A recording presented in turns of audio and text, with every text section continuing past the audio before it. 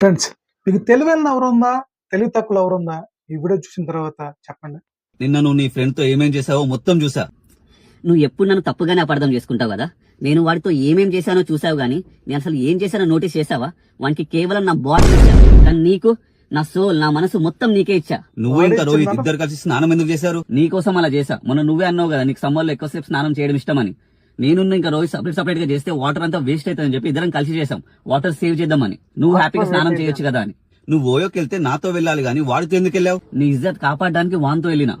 ఒకవేళ నీతో పాటు వెళ్తుంటే రేపు ఎవరైనా చూసారనుకో ఏమనుకుంటారు, పెళ్లి కాకముందే హోటల్ కి వెళ్లారని చెప్పి నీ ఇజ్జత్ పోతుంది. అందుకని నీ గురించి ఇంతగానం నేను ఆలోచిస్తే నువ్వేమో నన్ను అనుమానించి చెప్పుడు.